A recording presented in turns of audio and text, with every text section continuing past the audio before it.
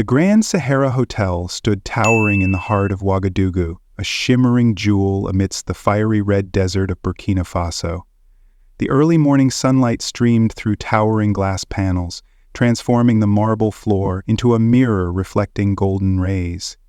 The gentle trickle of water from the jasmine fountain mingled with the murmurs of guests in expensive suits and shimmering silk dresses. This was a place where power and wealth collided, where handshakes sealed million-dollar deals and smiles concealed ambition. But beneath the dazzling light, dark corners lingered. Judgmental glances, whispered prejudices, invisible barriers between people. A man stepped through the hotel's revolving doors, his worn leather shoes touching the floor lightly. He wore a simple beige linen shirt, so unassuming it rendered him nearly invisible among the crowd glittering with jewelry and gold watches. A weathered leather satchel hung over his shoulder, holding only a notebook and a pen. His eyes were calm, like a still lake, yet they gleamed with a sharpness that was hard to grasp. He paused for a moment, surveying the lobby, not to seek attention, but to feel the pulse of the place. No one turned to look. No one recognized him.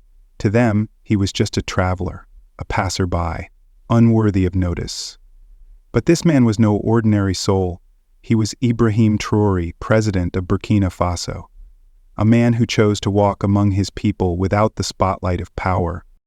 The lobby buzzed like a choreographed dance. European investors laughed loudly, their champagne glasses clinking. A pop star flaunted gold jewelry before the lenses of adoring fans.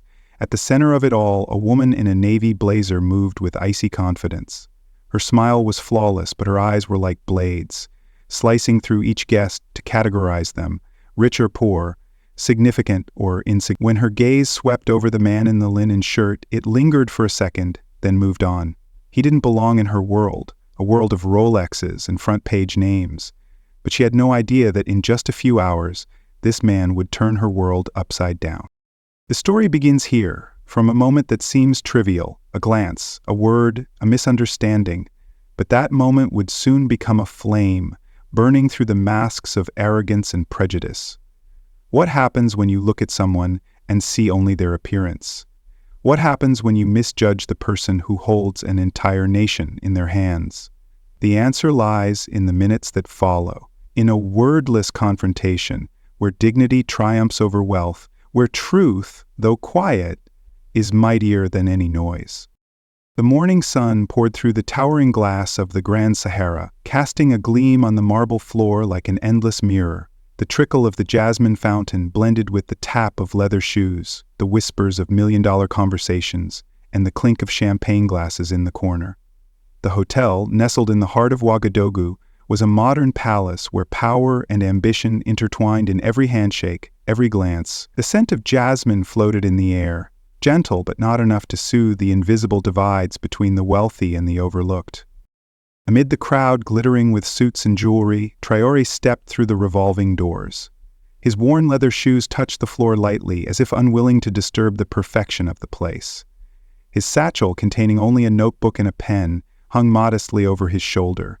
He paused, scanning the lobby, not to draw attention but to sense its rhythm, the rhythm of people, of ambition, of untold stories. To the hurried guests, he was invisible, just another traveler. He was there to prepare for a summit on African economic sovereignty, but no one in the lobby knew. And that was how he wanted it, to blend into the crowd, to hear the voice of the people, silent yet sharp like a blade in its sheath. At the reception desk, a young Burkinabe woman named Asada stood behind a polished ebony counter, her smile as warm as the sunlight outside. Dressed in a navy uniform, her hair neatly braided, her eyes sparkled with the quiet pride of a young woman working at the city's most prestigious venue. When Traore approached, she greeted him softly. "Good morning, sir. How can I assist you?" His voice, low and warm, was like that of a neighbor. "I'd like to check in. Reservation under Ibrahim." Asada tapped the keyboard, the computer screen glowing with details. A standard room, no special requests. She smiled, handing him a keycard. "Your room is on the 5th floor. Enjoy your stay." Traore nodded, his eyes flickering with quiet gratitude. "Thank you," he said, turning away, his satchel swaying gently with his steps. But from the corner of the lobby, A pair of cold eyes watched. The woman stood tall, her hair pulled into a tight bun, her navy blazer fitting like armor. She was Monique, the guest relations manager of the Grand Sahara, gatekeeper of its opulent world. To her, every guest was a puzzle to be solved by the watch they wore, the shoes they stepped in, or the way they spoke. Her smile was perfect, honed over years in luxury service, but her eyes were like knives, sorting people into categories, important or irrelevant, worthy or unworthy. When her gaze fell on Traore, it paused for a moment, then dismissed him. The linen shirt, the worn shoes, the old satchel. He didn't belong in her world. She glided to the reception desk, her heels clicking sharply on the marble. "Asada," she whispered, her voice tight. "What is that man doing here? A standard room? Is there a mistake?" Asada blinked, confused. "He had a reservation, ma'am. Everything's in order." Monique's lips pursed, her eyes flashing with irritation. "This is the Grand Sahara," she hissed. "We have a reputation to uphold." The lobby's atmosphere shifted as another man entered. He moved as if the world should part for him, his tailored suit clinging to his frame, a Rolex gleaming on his wrist. Philippe Dubois, CEO of a French mining conglomerate, exuded arrogant power. He was in Ouagadougou to sign a billion-dollar gold mining deal, and every step he took declared ownership of the space. Two assistants trailed him, clutching iPads and phones, ready to fulfill his every whim. Monique's attention snapped to him, her smile radiant as if Dubois were the son of the lobby. "Monsieur Dubois," she exclaimed, her voice syrupy. "Welcome to the Grand Sahara. Everything is ready for you." Dubois gave a curt nod, his eyes scanning the lobby like a king surveying his domain. But then he frowned. "Where's the presidential suite? I requested it last week." Monique faltered briefly but regained her composure. "We're handling it, sir. It'll be ready soon." Her gaze drifted back to Traore, now standing by the elevators reading a message on his phone. A thought sparked in her mind.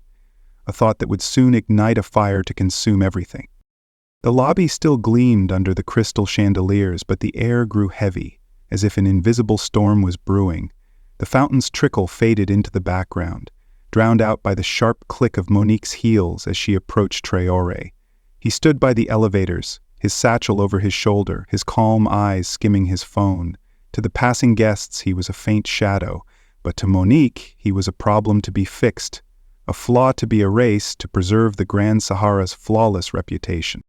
Monique stopped before him, her smile sharp as a blade, honed by years in luxury service.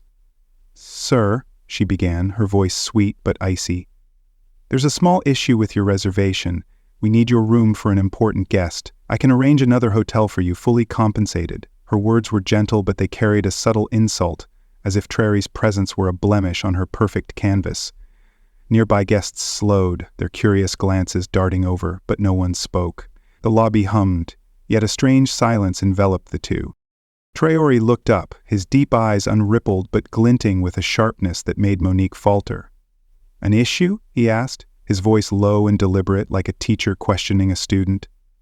"My room was confirmed. Why me?" The question was simple, but each word was an arrow, piercing Monique's polished facade. She forced a stiff smile, her hands tightening around her iPad as if it were a shield. "It's a logistical matter, sir," she replied, her voice slightly higher than usual. "We must prioritize distinguished guests." But Traore didn't budge. He tilted his head, his gaze locking onto hers. "Logistics," he repeated, his tone calm but heavy with accusation. "Or is it because I don't look like someone you think belongs here?" The air in the lobby thickened. Asada, at the reception desk, clenched her fists, her eyes flashing with indignation. She wanted to speak, but her feet felt rooted to the floor. A few guests nearby stopped talking, their champagne glasses silent. A European investor, standing a few meters away, whispered to a colleague, just loud enough to hear, "What's going on? Who is that man?" But no one answered. Traore stood still, his satchel swaying faintly with his breathing, as if waiting not for an apology, but for truth.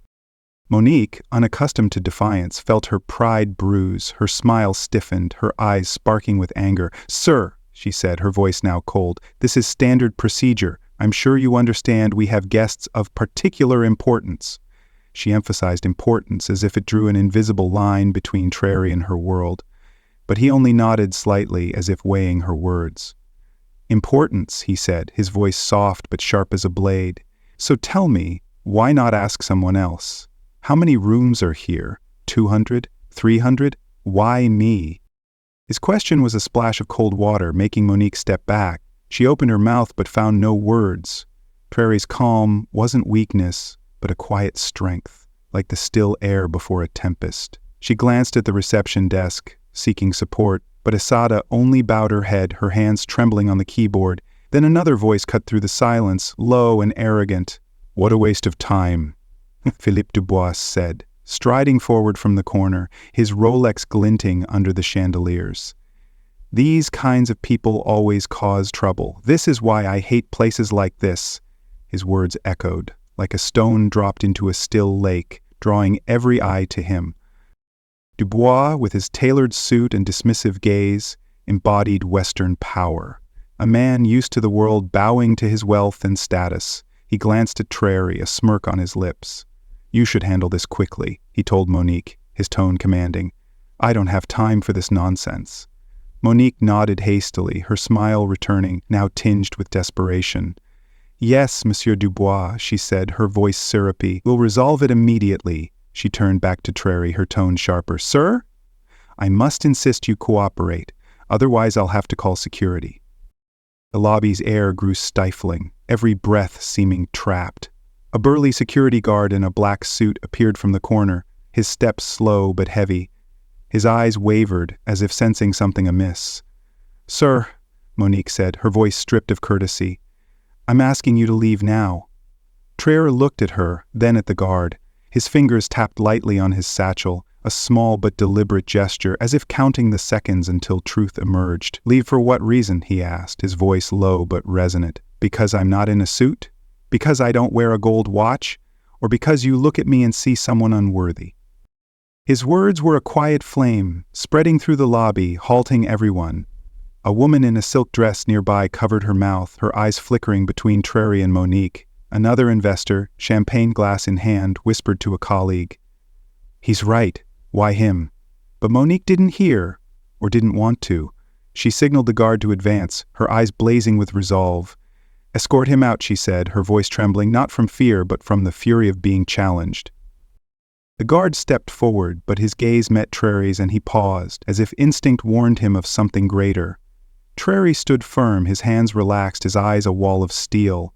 Asata at the reception desk bit her lip, her heart pounding. She wanted to shout, to tell Monique she was making a mistake, but her voice caught in her throat. The lobby, with all its light and luxury, had become a stage where dignity and prejudice clashed in silence. The tension mounted like a string stretched to its breaking point. The air in the lobby froze, the chandelier's light now seeming harsh, illuminating strained faces. The fountain's trickle was drowned by Monique's sharp breaths, having just ordered the guard to remove Traore. He stood by the elevators, his satchel over his shoulder, his gaze calm but sharp as a hidden blade. The guard, towering in his black suit, approached, but his steps faltered, as if sensing he faced something beyond his understanding. Monique, her smile gone, clutched her iPad, her eyes flashing with resolve mixed with panic. Dubois, a few steps away, stood with arms crossed, a smirk on his face, as if watching a play he was certain he'd win. But the lobby, with all its grandeur, was about to become the stage for a truth no one anticipated.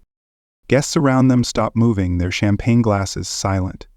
A woman in a silk dress covered her mouth, her eyes darting between Traore and Monique. A European investor whispered to a colleague, just audible, "This is about to go badly." Asata at the reception desk bit her lip, her heart racing as if it might leap from her chest. She sensed something monumental was coming, but she scarcely dared believe her instincts. Traore, unmoving, tapped his satchel lightly, a small but meaningful gesture, as if counting down to the moment the curtain would rise. The air was heavy, a string stretched to snapping, and then a sound cut through it all, the steady, sharp tap of military boots on marble. From the hotel's private entrance, a tall officer in an olive-green uniform strode in, his beret tilted at a precise angle. Behind him were two soldiers, rifles at rest, their eyes sharp as knives, unwavering. Their boots echoed, each step a drumbeat heralding change. The lobby fell silent, as if the world held its breath. Guests froze, phones half raised to capture the moment. Monique turned, her eyes widening at the sight. Dubois, his Rolex gleaming, frowned, but his smirk lingered. "What's this?" he muttered, his tone tinged with arrogance. The lead officer stopped before Traore, his eyes locking onto the man in the simple linen shirt. He raised his hand to his forehead in a crisp military salute, precise and reverent. "Mr. President," he said, his voice low but resonant, "welcome." The word president was a thunderbolt shattering the lobby's silence. A guest's champagne glass slipped, shattering on the floor, the sound crisp as a proclamation. Monique's jaw dropped, her iPad crashing to the marble. Her face paled, her hands trembling like leaves in a gale. Dubois stepped back, his smirk vanishing, replaced by raw panic in his eyes. The Rolex was now just a trinket, unable to hide the fact that he had insulted the leader of a nation. Asata, at the reception desk, pressed her lips to stifle a smile, her eyes gleaming with pride and astonishment. She had always sensed this man was extraordinary, but this truth surpassed her wildest dreams. Guests began to whisper, the murmurs rippling like waves. "President?" the woman in the silk dress mumbled, her voice trembling. "He's the president of Burkina Faso." A European investor, champagne glass still in hand, turned to his colleague, eyes bewildered. What did we just witness? But Traore, the center of every gaze, remained serene. He stood slowly, without a hint of boastfulness. He nodded to the officer, his eyes free of anger or triumph, only the calm of a man who knew his worth. A second officer stepped forward, his voice cold and sharp as steel. "Madame Monique, Monsieur Dubois," he said, his gaze sweeping over them, "you will come with us. You are detained for publicly insulting the president on Burkinabe soil." His words were a blade, severing any hope for Monique and Dubois. Monique stammered, her voice quivering. No, I didn't know. I was just doing my job." She turned to Traore, her eyes pleading, but he didn't look at her. He stood there, hands relaxed, his gaze sweeping the lobby as if seeing beyond, to a future where dignity outshone wealth. Dubois, his arrogance dissolved, tried to interject. "I'm a strategic partner. You can't do this." But his voice was feeble, like a breeze before a storm. No one listened.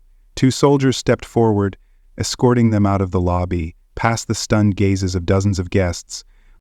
The guard, who had nearly touched Traore, stepped back, bowing his head. His eyes filled with regret. Asata, at the reception desk, let a subtle smile bloom on her lips. She said nothing, but her eyes spoke volumes. The pride of a Burkinabe witnessing justice served. Guests raised their phones, flashes bursting like stars in the night. Whispers turned to murmurs, and the lobby, with all its light and luxury, became a living canvas where truth had triumphed over prejudice. Ouagadougou's blazing sunlight flooded the outside, glinting off the sleek black presidential convoy lined up on the stone-paved road. A crowd gathered behind security barriers, their cheers rising like waves, mingling with the relentless clicks of reporters' cameras.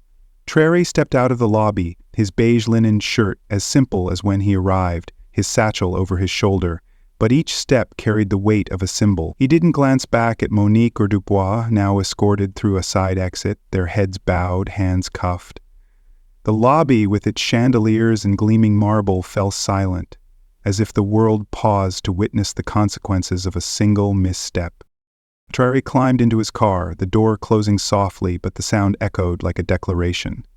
The convoy glided away, leaving behind a crowd still cheering, banners raised high with "Proud Burkina Faso." Inside the lobby, guests lingered, phones capturing the event's final moments. The woman in the silk dress wiped tears, whispering to her companion, "I didn't expect. He's the president." A European investor, his champagne now cold, shook his head, eyes dazed. "We made a huge mistake," he muttered. Asata at the reception desk stood tall, her eyes shining with unmasked pride. She said nothing, but her subtle smile declared, "This is our country, and we bow to no one." Monique and Dubois were led to black cars, their faces pale under the harsh sun.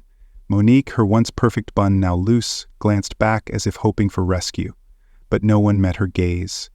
Dubois, his Rolex still gleaming but meaningless, mumbled about strategic partnerships and misunderstandings, but his voice faded, drowned by the car engines. They were taken to a detention center outside the city, where charges awaited: public insult of the president, discrimination on Burkinabe soil, and abuse of power. In an interrogation room, Monique sat hunched, hands covering her face, tears streaming. "I didn't know who he was," she sobbed, her voice trembling. The investigator, a Burkinabe woman with a steely gaze, replied calmly but sharply, "You didn't need to know who he was. You just needed to treat him like a human." Dubois, in another room, tried calling his Paris contacts, but his phone was confiscated. He shouted, "I have rights!" but the officer only looked at him, unflinching. "Here, power doesn't buy justice," he said. News of the Grand Sahara incident spread like wildfire on dry grass. Within hours, videos flooded social media. Monique and Dubois being escorted away, Traore stepping out to cheers, Assada's subtle smile behind the desk. The hashtag #RespectAfrica trended globally, from Dakar to Nairobi, Accra to Johannesburg. Posts on X exploded with comments. "This is the new Africa. No more bowing to money." A young man in Ouagadougou posted a video, his voice trembling with pride. "Our president walks among us. No bodyguards, no show. That's real strength." A woman in Lagos wrote, "This story reminds me that everyone deserves respect, no matter what they wear or look like." The story wasn't just about Traore, it was about a continent rising, claiming its dignity and sovereignty. In Paris, Dubois' mining conglomerate rushed out a press release apologizing for their CEO's inappropriate behavior and pledging cooperation with Burkina Faso's authorities. But the apology was a drop in a storm. Small protests erupted outside their offices, with signs reading "Respect Africa." The Grand Sahara, under public pressure, fired Monique and issued a lengthy statement promising staff retraining on equality and diversity. But in Burkina Faso, the people cared little for empty promises. They boycotted the hotel, turning it from a symbol of luxury into a cautionary tale. Prejudice has a price. Traore returned to the presidential palace, resuming his work, building schools, strengthening the military, protecting the nation's resources. He didn't mention the Grand Sahara incident, didn't boast, didn't mock those who had insulted him. To him, it wasn't a personal victory, but a step forward for his people. Yet the story became legend, retold in Ouagadougou's cafes, Bamako's classrooms, Accra's villages. It was a tale of a humble man, a misguided prejudice, and a moment that changed everything. The incident left a question hanging, like sunlight streaming through the Grand Sahara's glass, both radiant and sharp. How do we see each other? Every day we pass invisible people. The street sweeper, the market vendor, the stranger on the bus. Do we pause to see their story, or do we glance past, blinded by unconscious biases? Monique wasn't malicious, but she chose wrongly. Dubois didn't mean to offend, but his arrogance blinded him, and Traore, with his quiet strength, taught the world that true power lies not in gold watches or expensive suits, but in how we treat those who seem smallest. The story at the Grand Sahara didn't end when Traore's convoy drove away. It lives on in X-posts, in dinner table conversations, in the changed glances when someone sees a stranger with newfound respect. It reminds us that the light of dignity can pierce the shadow of prejudice, but only if we choose to open our eyes. Today, who will you see differently? How will you treat the next person you meet? The answer lies not in Ouagadougou, but in your own heart.